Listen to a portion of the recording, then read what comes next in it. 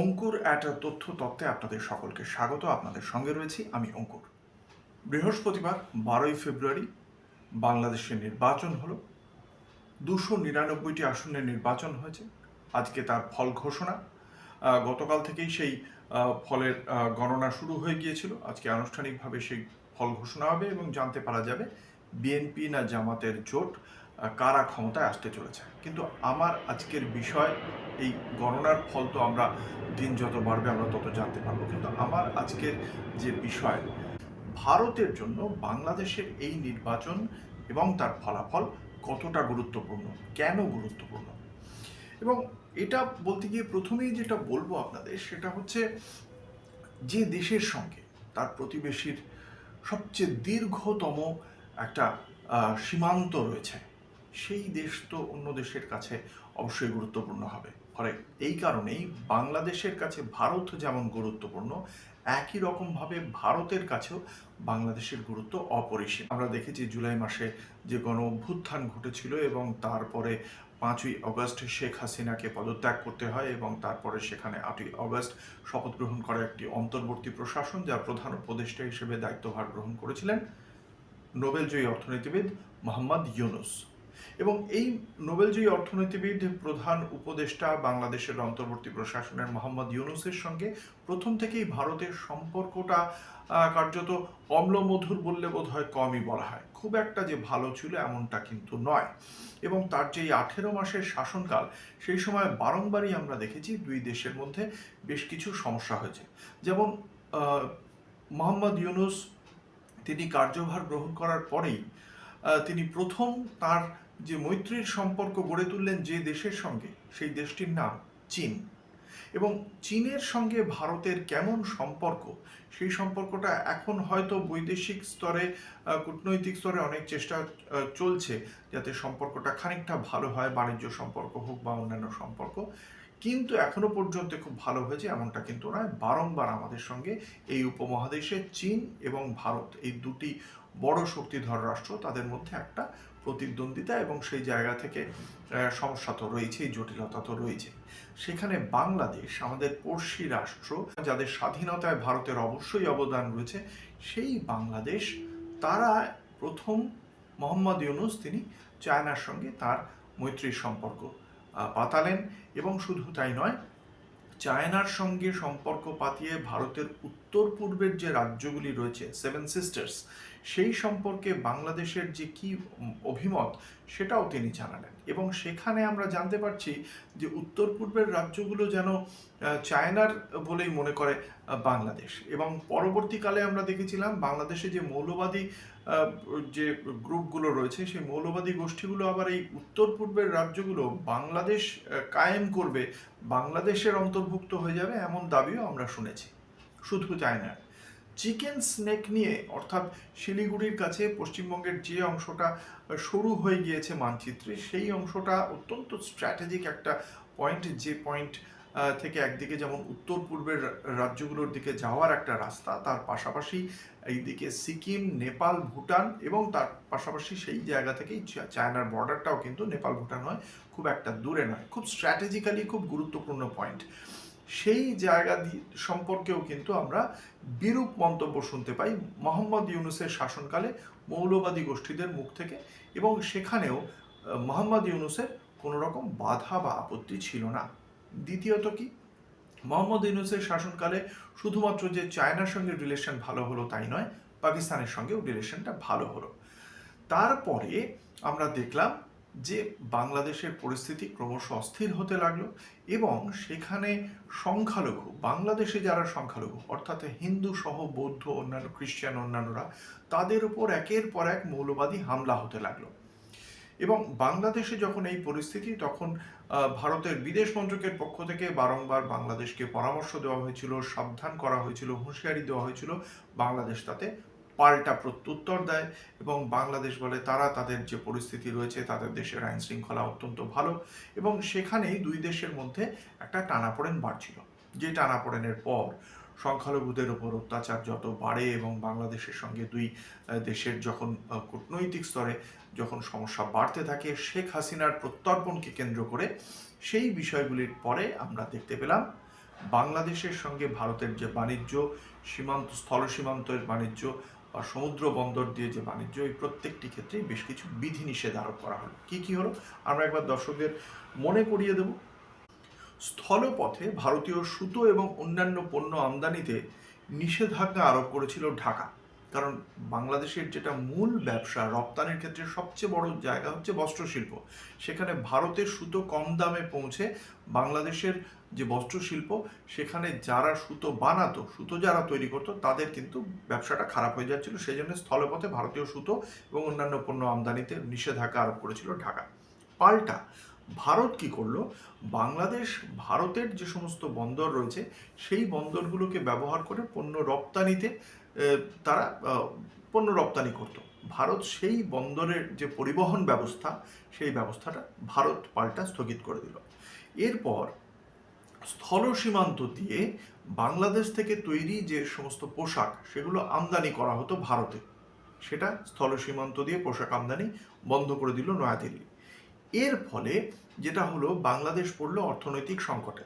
তার কারণ এই সমস্ত পদক্ষেপের জেরে ভারতে বাংলাদেশের পণ্য রপ্তানি প্রায় 42%, 42% কমে গিয়েছে।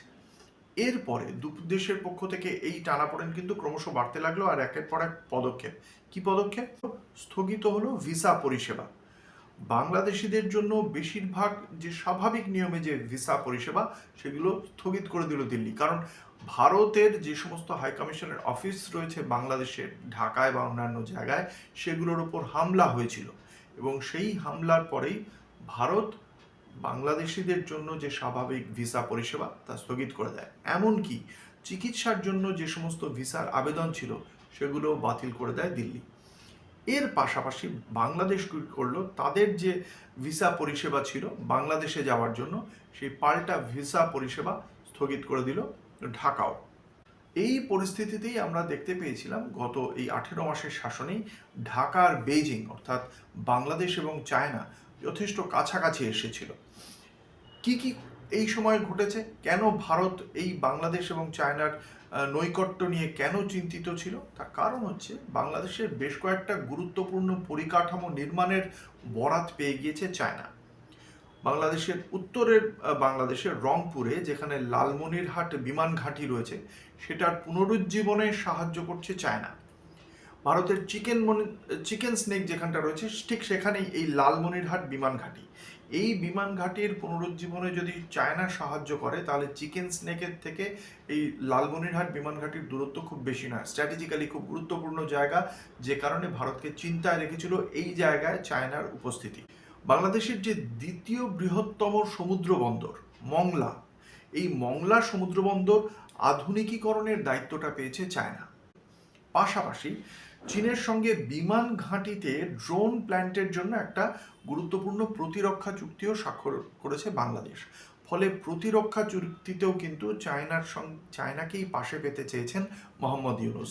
মোহাম্মদ ইউনূসের এই যে চায়নার প্রতি বেশি ভালোবাসা, সেটা কখনোই ভালো চোখে নেয়নি নয়াদিল্লি। শুধু চায়না নয়, আছে পাকিস্তানও। ইসলামাবাদেরও কাছাকাছি গিয়েছে বাংলাদেশ। যে পাকিস্তান আগে পূর্ব পাকিস্তান ছিল এই বাংলাদেশ, সেই পাকিস্তান তারা যে চরম অত্যাচার করেছে বাঙালিদের ওপর, সেই বাঙালিরাই আজকে পাকিস্তানকে আমন্ত্রণ জানালো 1971 সালের পর। ঢাকা এবং ইসলামাবাদ আবারও কাছাকাছি এলো। পাকিস্তান যে সামরিক যে শীর্ষ কর্তারা, সেনাবাহিনীর শীর্ষ কর্তারা, তারা ঢাকায় এলেন। 14 বছর পর বাংলাদেশ এবং পাকিস্তানের মধ্যে ফের শুরু হলো সরাসরি বিমান চলাচল। এটা অত্যন্ত গুরুত্বপূর্ণ বলে মনে করছে কূটনৈতিক মহল। চট্টগ্রাম এবং করাচি, এই দুটি যে বন্দর রয়েছে, এই দুটি বন্দরের মধ্যে সামুদ্রিকভাবে এই সমুদ্র বন্দর মধ্যে যোগাযোগ স্থাপিত হলো। হয়তো ভারত মহাসাগরে ঘুরে যেতে হবে, কিন্তু এরা দুজন যোগাযোগের বিষয়টা সম্মত হলো দুই দেশ। এবং ঢাকা এবং ইসলামাবাদ প্রতিরক্ষা যে সহযোগিতা, সেদিকেও তারা নিজেরা বেশ খানিকটা এগিয়ে গেল।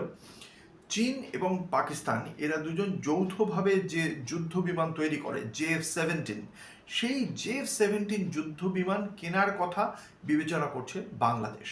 ফলে বোঝা যাচ্ছে একদিকে চায়না তাদের ড্রোন প্ল্যান্ট গঠন করে দিচ্ছে, চায়না আর পাকিস্তানের কোলাবোরেশনে যে JF-17 যুদ্ধ বিমান তৈরি হচ্ছে সেটা কেনার বিষয়ে চিন্তাভাবনা করছে বাংলাদেশ, এবং বাংলাদেশের সঙ্গে কথা বলে যাচ্ছে পাকিস্তানের সেনাবাহিনীর শীর্ষ কর্তারা।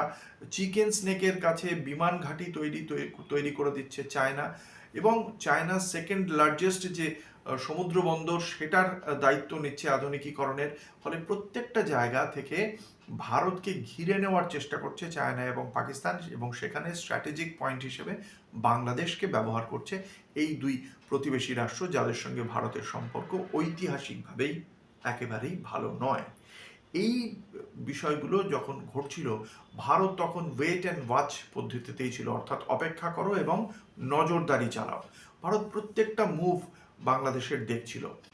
তারপরে আমরা দেখলাম সম্পর্কের উন্নতির জন্য একটা উদ্যোগ নিল নয়াদিল্লি। কি আমরা দেখতে পেলাম? একদিকে যেমন বিএনপি এবং জামাত দুপক্ষের সঙ্গে বৈঠক করতে দেখতে পাওয়া গেল নয়াদিল্লি পক্ষ থেকে বিশেষ দূত। যেমন খালেদা জিয়া, বিএনপির নেত্রী, তিনি যখন প্রয়াত হন, তার শেষকৃত্যে প্রধানমন্ত্রী নরেন্দ্র মোদী একটি চিঠি লেখেন। সেই চিঠি নিয়ে ভারতের বিদেশমন্ত্রী এস জয়শঙ্কর তিনি সরাসরি গিয়ে দেখা করেন বিএনপির নেত্রী খালেদা জিয়ার পুত্র, 17 বছর পরে তিনি নির্বাসিত থাকার পর যিনি দেশে ফিরেছেন, যিনি এই মুহূর্তে বিএনপির সর্বৈব নেতা, ভাবি প্রধানমন্ত্রী হিসেবেও প্রজেক্ট করা হচ্ছে বাংলাদেশের বিএনপি রাজনৈতিক দলের পক্ষ থেকে, সেই তারেক রহমানের সঙ্গে সাক্ষাৎ করেন এস জয়শঙ্কর প্রধানমন্ত্রীর চিঠি নিয়ে, এবং বার্তাটা খুব স্পষ্ট।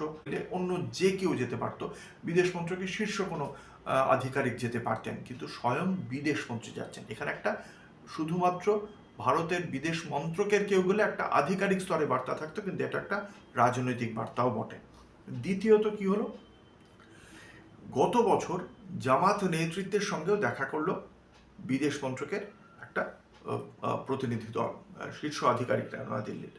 এই যে জামাত নেতৃত্বের সঙ্গে দেখা করা, তার কারণ হচ্ছে গিয়ে জামাতে ইসলামের পক্ষ থেকে কিন্তু মৌলবাদী সংগঠনগুলো তারা বিভিন্ন সময় ভারত বিরোধী একের পর এক কথা বলেছে। অন্যদিকে ইনকিলাব মঞ্চের পক্ষ থেকে ওসমান হাদি, তিনি ভারত বিরোধী বলেই সুপরিচিত ছিলেন। তিনি যখন ঢাকার ডিসেম্বর মাসে তার যখন মৃত্যু হয়, তারপরেই আমরা দেখেছিলাম ভারত বিরোধী একের পর এক কথা আসতে থাকে মৌলবাদীদের পক্ষ থেকে, জামাতে ইসলামী নেতাদের পক্ষ থেকে, ইনকিলাব মঞ্চের পক্ষ থেকে। এবং ওসমান হাদির হত্যাকারী ভারতে লুকিয়ে রয়েছে এমন বক্তব্য রাখতেও তারা বিন্দুমাত্র দ্বিধা করেননি, যদিও তার কোনো সুনির্দিষ্ট তথ্য প্রমাণ ঢাকার প্রশাসন বা ঢাকার পুলিশ কেউ দিতে পারেনি। সেই জায়গা থেকে আমরা দেখতে পেলাম যে এই জামাতের সঙ্গেও কিন্তু একটা আলোচনা শুরু হলো, এবং সেই আলোচনায় প্রজাতন্ত্র দিবসের যে অনুষ্ঠান ভারতীয় হাইকমিশন ঢাকায় পালন করেছিল, ঢাকার একটা হোটেলে এই অনুষ্ঠানটি হয়েছিল, সেই অনুষ্ঠানে ডাকা হলো জামাত নেতৃত্বকেও। এবং এর পাল্টা ভারতের সঙ্গে একটা বন্ধুত্বপূর্ণ এবং সহযোগিতামূলক পরিবেশ চায় জামাত নেতৃত্ব, সেটা তারাও সেই সম্পর্ক বজায় রাখতে চায়, তারাও সেই বার্তা দিল। এবং শুধু মৌখিক বার্তা নয়, তারা নির্বাচনের আগে যে ইশতেহার প্রকাশ করলো, সেই ইশতেহারেও লিখিতভাবে তারা যে ভারতের সঙ্গে বন্ধুত্বপূর্ণ এবং সহযোগিতামূলক সম্পর্ক বজায় রাখতে চায় সেই বার্তাটা দিল। এবং খুব তাৎপর্যপূর্ণভাবে, যে জামাতে ইসলামী ভারত বিরোধী কথা বলার জন্য সুপ্রসিদ্ধ ছিল, ঠিক সেই সময় ইশতেহারে পাকিস্তানের সম্পর্কে একটি শব্দ তাদের ইশতেহারে ছিল না। ব্যাখ্যাতীতভাবে পাকিস্তান প্রসঙ্গ, পাকিস্তান শব্দ অনুপস্থিত ছিল তাদের নির্বাচনী ইশতেহারে। অথচ কি প্রেক্ষাপটে এই নির্বাচন হচ্ছে, যখন তার আগে পাকিস্তানের সঙ্গে এতগুলো ডিলের দিকে এগিয়ে যাচ্ছে মোহাম্মদ ইউনূসের প্রশাসন।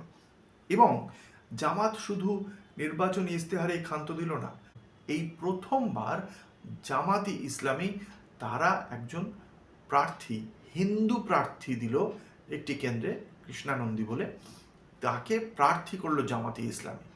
ফলে সব জায়গা থেকেই দুপক্ষই যে চাইছে, এই বাংলাদেশের মতো স্ট্র্যাটেজিক জায়গাকে ভারত চাইছে না চটিয়ে দিয়ে চায়না এবং পাকিস্তানের সুবিধা হয়ে যাক, সেটা ভারত চাইছে না। অন্যদিকে বাংলাদেশ জানে যে তাদের 3 দিক থেকে ঘেরা রয়েছে ভারত, পূর্ব, পশ্চিম এবং উত্তর, এই 3টে দিকেই ভারতের বিভিন্ন রাজ্য, 5টা রাজ্য, এবং অন্যদিকে দক্ষিণে রয়েছে বঙ্গোপসাগর। ফলে সেই জায়গা থেকে জামাতে ইসলামী হোক বা বিএনপি, তারা ভারতকে চটিয়ে এই অঞ্চলে তারা যদি ভারতের সঙ্গে সীমান্তগুলো বন্ধ হয়ে যায়, তাদের যে ব্যবসার ক্ষেত্রেও বড় রকমের ক্ষতি হয়ে যাবে, তাদের রপ্তানি বন্ধ হয়ে গেলে তাদের যে সার্বিক যে মোট অভ্যন্তরীণ উৎপাদন সেখানে একটা বড় রকমের প্রভাব পড়বে, তা নিয়ে কোনো সন্দেহ নেই। সেটা বুঝতে পেরেছে এই বিএনপি এবং জামাতও। এই জন্যেই তারা তাদের নির্বাচনী ইশতেহারেও কিন্তু এই বিষয়গুলি মাথায় রেখেছে। ফলে সব মিলিয়ে যেটা দেখতে পাওয়া যাচ্ছে, দুপক্ষের কাছাকাছি আসার একটা ব্যাপার। এখন এই পরিস্থিতিতে দাঁড়িয়ে ভারতের কাছে গুরুত্বপূর্ণ বাংলাদেশের নির্বাচন। এবার নির্বাচনের ফলাফল আর কিছুক্ষণের মধ্যে আপনারা জানতে পারবেন। সেই ফলাফলে বিএনপি আসুক বা জামাতি ইসলামের জোট, যেই আসুক না কেন, সেখানে কিন্তু ভারতের অনেকগুলো পয়েন্ট রয়েছে। কি পয়েন্ট? প্রথমত একটা বিষয় পরিষ্কার যে আওয়ামী লীগ আসলে তার থেকে ভালো কিছু হওয়ার ছিল না, কারণ দীর্ঘদিন ধরে ভারত বিরোধী যাবতীয় শক্তি যারা বাংলাদেশের মাটিকে ব্যবহার করার চেষ্টা করেছিল, তাদের সম্পর্কে তথ্য দিয়ে ভারতের বিরোধী সেই সমস্ত শক্তিকে নির্মূল করতে সাহায্য করেছিলেন আওয়ামী লীগ নেত্রী, বাংলাদেশের প্রাক্তন প্রধানমন্ত্রী শেখ হাসিনা, যাকে এই কারণে এই মুহূর্তে ভারতের আশ্রয়ে যিনি রয়েছেন। কিন্তু এই মুহূর্তে বাংলাদেশের আদালত নির্বাচনী কার্যকলাপে থেকে নিষিদ্ধ করে রেখেছে এই আওয়ামী লীগকে, এবং সেই কারণে আওয়ামী লীগ আসার অন্তত নিকট ভবিষ্যতে কোনো সম্ভাবনা নেই। ফলে বাকি রইল কারা? বাকি যারা রয়েছে তাদের মধ্যে এই মুহূর্তে বিকল্প শক্তি হিসেবে ভারতের কাছে মোস্ট ফেভার্ড বা অগ্রাধিকার পাবে অবশ্যই বিএনপি, তারেক রহমানের দল। ফলে তারেক রহমান আসলে অবশ্যই ভারতের জন্য সেটা একটা ভালো খবর। আর এটাও মাথায় রাখতেই হবে যে ভারতের প্রতি এই মুহূর্তে কিন্তু সুর নরম করেছে জামাতি ইসলামী। কিন্তু যে দলই ক্ষমতায় আসুক, একটা কাঁটা কিন্তু ভারতের গলায় বিঁধে থাকবেই। কারণ যে দলই ক্ষমতায় আসুক, তারা শেখ হাসিনার প্রত্যর্পণ চাইবে, তারা চাইবে বাংলাদেশের আদালতে আওয়ামী লীগ নেত্রী শেখ হাসিনার বিচার হোক। ইতিমধ্যেই শেখ হাসিনা আজকেই নির্বাচনের পরেই ভোটের যে পার্সেন্টেজ, শতকরা হিসেব যেটা 11টা পর্যন্ত ছিল 14%-এর একটু বেশি, যেটা বেলা 12টা নাগাদ হয় 32%-এর একটু বেশি, সেই পার্সেন্টেজ দেখেই শেখ হাসিনা মন্তব্য করেছিলেন যে এখানে যথেষ্ট কম ভোট পড়েছে, অর্থাৎ আওয়ামী লীগকে যে নির্বাচনী থেকে বাদ রাখা হয়েছে সেই কারণেই এই নির্বাচনকে প্রত্যাখ্যান করেছে বাংলাদেশের আমজনতা, এবং এই নির্বাচনের নামে এটা একটা প্রহসন হয়েছে। সেই শেখ হাসিনাকে বাংলাদেশের আদালতে অবশ্যই চাইবে, সেটা বিএনপি হোক বা জামাত, যেই ক্ষমতায় আসুক, তারা চাইবে সেখানে শেখ হাসিনার বিচার করতে। ভারত তা কখনোই শেখ হাসিনাকে বাংলাদেশে ফিরে যাওয়ার বিষয়ে ভারত কখনোই সম্মত হবে না।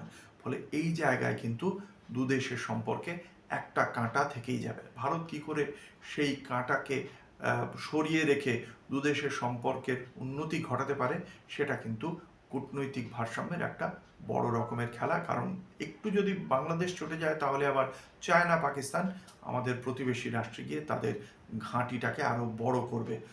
সেটা অনেক পরের বিষয়। আপাতত দেখা যাক যে কে ক্ষমতায় আসে, আর কিছুক্ষণের মধ্যে সেটা আপনারা জানতে পারবেন। আর তারপরে ভারতের সঙ্গে সেই সরকারের সম্পর্ক কেমন হবে, তার জন্য আমাদের অপেক্ষা করতেই হবে। আজ এ পর্যন্তই। অঙ্কুর তথ্যের প্রতিবেদন যদি আপনাদের ভালো লাগে তাহলে লাইক করুন, সাবস্ক্রাইব করুন। আজ এ পর্যন্তই। নমস্কার।